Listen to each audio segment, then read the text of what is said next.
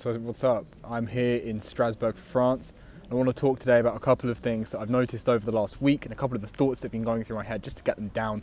I'll probably share it with some other people as well because it's a lot easier than typing with people over WhatsApp. So recently I've been having a couple of people who've been messaging me about their issues with starting a business and what they're trying to do.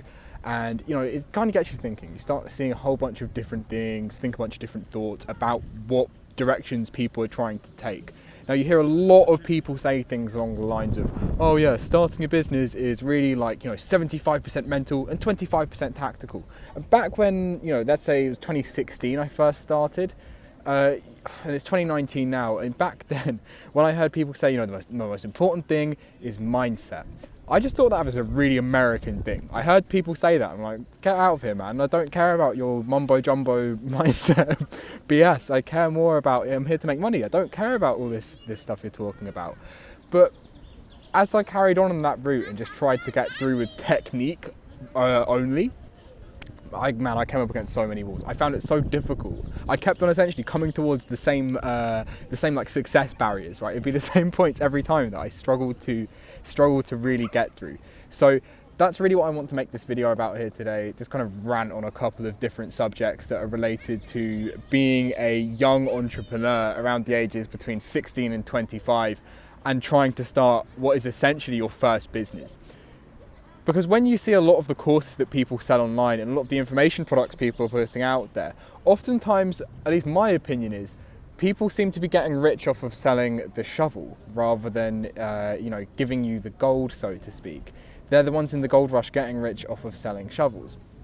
And there's nothing wrong with that. That's absolutely fair enough. People have the right to be able to sell an opportunity to someone and give them the tools to then be able to make it by themselves.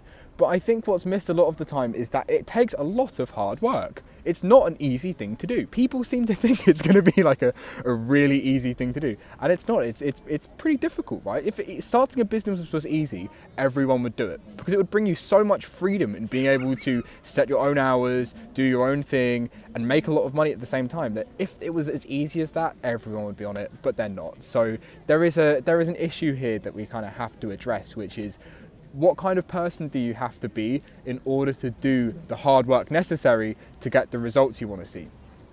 Because that's not a quick thing either. Like once you work out, okay, the free market will react to who I am, and it will just essentially put a mirror up to me and say, hey, here's how much you're worth to the market. Like whatever you're making, that's kind of what you're worth right now, unless you change up yourself.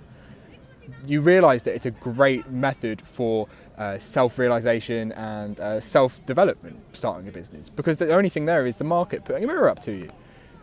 So then, really that leads us on to the point of this kind of like givers versus takers, which I think is one of the key things I've seen recently, right?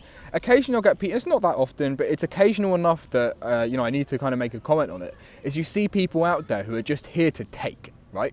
And you'll notice that these people never really make much money because everyone else is essentially stopping them. Again, the market is not rewarding the behavior, but they don't necessarily see it this way. This is people who, let's say they message you saying things like, hey, I want to pick your brains. It's like, fuck off, dude. Can you pick my brains? No, you can pay me. You can pay me if you want to pick my brains, but I'm not here to essentially be taken from. I'm not here for you to just take off me and then, get nothing back in return. Now, at the same time, I am someone who enjoys giving. I'm someone who loves to give value to people and just help people out. And it is a selfish thing because it makes me feel good. That's the reason I like giving, because it makes me feel good when I give to people. But when there are people that you can tell are just there to leech and they're just essentially like energy vampires, what are you supposed to do at that point? Apart from really tell these people, here's a small bit of advice, but I'm not really helping you by giving you that because other people aren't going to be like that. If you're trying to start a social media marketing agency, for example, and then you're going to try and, cold call people or ring people up and just say, hey, are you interested in this service or something along those lines? If you're basically saying, hey, please give me money or something along those lines, then you're not going to get anywhere. You're going to find gatekeepers shutting you down left, right and centre because of the uncertainty in your voice. And you're also providing no value. You're just trying to take from people. Hey, please pay me. What do you think is going to happen? Of course, you're not going to get anywhere with that kind of attitude. And then you start thinking, this guy scammed me. He sold me a course that isn't going to work. When it's you, dude, it's you fucking it up. Like, you need to improve who you are. You need to do the kind of things where you're going to be a giver in the world. You need to give out, and then you'll find it comes back. And of course, at the same time, you don't want to be someone who gives and then, receives nothing back. But it's that thing in that book, Give versus Take, which I'll put in the description as well. It's a good book, you should read it. It kind of goes on this idea of, at the bottom, you have people who are givers only, right? People who just give and get trampled on. They're at the bottom in terms of success. Next, above that, you have the takers. Because people see they're takers and don't want to reward it. People know that you're a taker if you're being that person who's really negative and being, as I said, an energy vampire who's just coming in and trying to leech off of everyone and trying to take and give nothing back in return. Of course people are not going to want to do business with you. Of course people aren't going to want to hang out with you, do cool things with you. You're going to think life is pretty bad if you're just going around being a taker in general. Or at least you're going to try and hide it from people. And again, people generally have quite good detectives for figuring that one out. So the next above that are the people who are reciprocal. And that's an okay place to be. And that's the place, most people naturally are. Most people want to give back, and that's a good thing, right? If you're in a place where, hey, I give you something, most people want to give back, right? You're like, what can I give you back in return? I've been in scenarios before where people have given me tons of value. I'm like, what can I pay you? Like, let me pay you something. Let me, give you something in return for that. Because otherwise it's just not fair.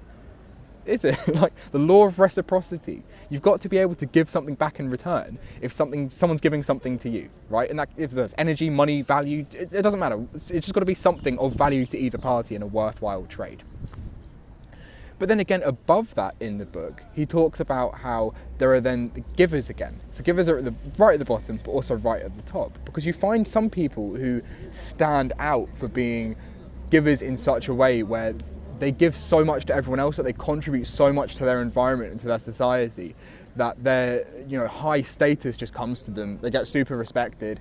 And as such, they find it really rewarding for the money, influence, and just the hard work that they do and what they get back in return for it. But they're not expecting anything, is the point. They're giving without expecting, allowing everyone to just kind of take, including the takers, of course. But it attracts the certain people to them who are then going to help them out. And that is the way I think people should be starting a business. You should be starting a business from that point, and it's going to be difficult. It's not going to be easy. At no point am I saying, oh, this is the shortcut and it's easy. There are no shortcuts, there are no silver bullets, and if anyone tells you that, they're trying to sell you something. Like, straight up, there's no quick way of doing it. It takes, perseverance, time, hard work. I'm not saying for some people that they won't do it quickly. There is a possibility that, 1 in every 10,000 16-year-olds who tries to, buy a course and start a business is going to be, pretty hardcore at it. But it's not going to be that common. For most people, it's going to take years and years and years of hard work. Brian Tracy in No Excuses says that on average, in the first 2 years, most businesses lose money. In the next 2 years, businesses get back to the point of making back what they lost, to breaking even. And then it takes the next 3 years for them to actually make a profit. That's pretty hard. That's 7 years of being in business to actually have something that's an asset and making you money. Like, why would anyone do that? It's 7 years. Because the answer is the time goes by anyway. Like, the time's going to go whether you do anything with it or not, so you might as well get started now. And just, this is why really those who are cut out to be entrepreneurs can deal with the hard work, because they've not got the glass chin, so to speak. They can take the hard hits, get back up and go again. And that's difficult. Again, that's not an easy thing to do, but that's what separates the wheat from the chaff, so to speak, right? It takes the people who aren't that, that cut out for it. They pull the pin, so to speak. If you look at, what's the book for that? That is Turning Pro by Stephen Pressfield, right? It talks about the idea of people pulling the pin when it gets a bit hard for them, but they're not pros, they're amateurs. So when it's no longer as fun anymore, the resistance comes up on them and they just feel no choice but to pull the pin. You can see my hair kind of going all over the place here in the wind, but that's okay, that's absolutely fine. What else? So that give versus take thing is quite a big example, and you can use that in your prospecting too. Instead of cold calling businesses and saying, "Hey, please pay me, please pay me," and using my hand shaking as well because I'm a bit nervous as I'm going, "Pay me, please give me money for my services, sir." Like, I'm happy with where I am at. Yeah, bang, down. Like that's not going to get you anywhere because you're being a taker, and also you're being nervous because you're not sure you can get the guy results. Compared to if you come from a place of certainty, you come from a place of high self-worth, you feel this is why positive mindset is actually so important, because if you feel good about yourself and you know you can help others, you come from a greater place of certainty and you're giving to people. See why that's so great? Because then if you, for example, the video audit is a really good idea in this, right? If you can just record a video just saying how you think you can help someone, saying, hey, I've seen this, I'm helping you here, I see this will be help, seeing that will be help, just email it out to them with no call to action. Don't say, oh, now, buy my thing. You're just giving to them. And then you will find that some reply. Some will say, hey, we really like what you've got here, can you come in and talk to us? That will naturally happen because people will sense the giving. It comes across in your tonality. When you're doing something to just give for the sake of it, and you're just making these videos because it's great training for you in how to give, at that point, you'll find that people start coming in. And you're not going to sell them straight away either, because then you need a great sales process to follow. And that, again, is why being an entrepreneur is actually quite a long process for many people, and it takes a while to do. And that's not to say that, courses obviously speed up massively. Masterminds, coaches, all these things are great and they can help you tons. But please go to people who have a good track record of having done it before. If you're just going to like a 16-year-old who is just selling you a course because he saw other people doing it, he's just rehashing their information. Hey, he'll probably get pretty rich from it if he's got good marketing, but you're not necessarily going to see the results you want. You're much better off going to someone who has got these results before, someone who's been doing it a long time and is a proven master in that. And again, that's a Earl Nightingale thing, right, where he says if you learn something for 5 years and really hone your craft for those 5 years, you're going to find people just naturally want to come and pay you anyway, because they're going to line up to come and pay you because you've put the work in to gather that expertise that most people haven't done, right? And that becomes really valuable because you're providing people a shortcut through the wilderness. But that's what you're asking to do as an entrepreneur. You're asking to be the person bushwhacking. You're asking to be the person with your sword going through the jungle, cutting out a new path to bring value to people and to solve problems for the market. So that is what you've got to do as well when you're prospecting. If you're making these video audits to try and get new clients, you've got to be solving problems. It can't just be, hey, here's why my social media service is better. Here's why my SEO service is better. Here's why my retargeting service is better. They hear those words of every other taker who's coming in and trying to get their business, and as such, they're not interested. Which means you've then got to speak in terms that is really solving their problem. Because if you're using those words, SEO, search engine optimization, what's the other one I heard? The SMO. I had a guy phoning up talking about SMO on the phone. I don't know what that is, dude. I don't care. What is that? What are you trying? See what I mean? It's people who don't understand what they're trying to sell. Really, what it's got to be is something that is providing a solution. For example, people don't buy drills, they buy the hole the drill gets them. People don't buy plane tickets, they buy the destination. Notice that next time you go onto an underground or a train station.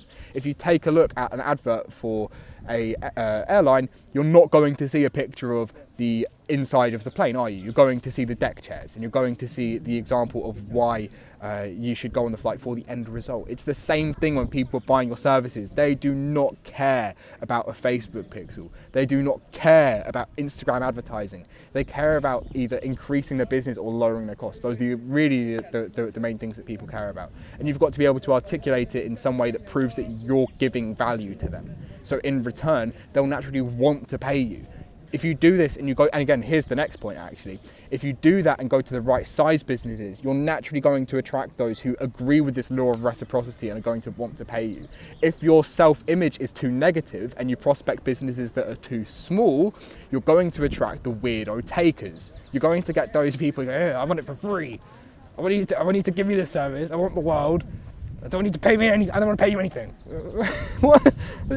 You're going to attract those people if your self-image is too negative, because you'll think with the big ones, oh, I can't help them. They're already doing everything I know. And if you're thinking that, you need to start up here. You need to start with essentially brainwashing yourself into being more positive. You need to work out why you're being such a negative dickhead and cut it out. So that way you can go to the bigger businesses who are already advertising on different platforms, already advertising on Yelp, already advertising on Facebook, and let's say not advertising them with the pixel.